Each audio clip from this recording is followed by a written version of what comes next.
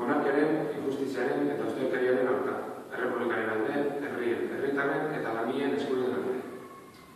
Egunez egun ikusten ari gara, herriak kalera ateratzen ari dela beren aldarrikapen alde borrokatzeko. Egun batean osasuna privatizatzearen aurka, beste egun batean hezkuntza legearen aurka, beza igotzaren aurka, pentsiodunen egindako murrizketen aurka, auzoan egindako obra erraldoien aurka, abortu legearen aurka. Baina, erabakitzeko eskubidearen alde, ustelkeriaren aurka, etxebizitza esataren alde eta etxekarerentzen aurka, memoria historikoa berreskuratzen alde. Aldarrikapen horiek guztiek badute seinalatzeko arreta gunea. Sistema kapitalista honek gurean monarkia babestua eta lagundua anakronikoa da eta enpresei aldien alde egoteaz gain Frankok inposatu zuen monarkia dira. Estatu golpearen aldeko demokratikoki hautatu da izan zen gobernu baten aurka jozu.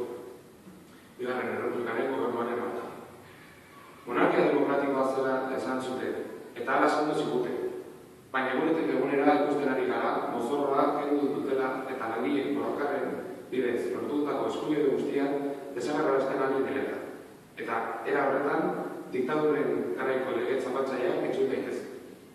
Horregatik guztiagatik, Donostiako kaleetan errepublika aldarrikatu nahi dugu. Gure aldarrikapen guztien alde bat egiteko baliabide gisa. Eta guztion alden etsai baten aurka, batasun bitarteko gisa.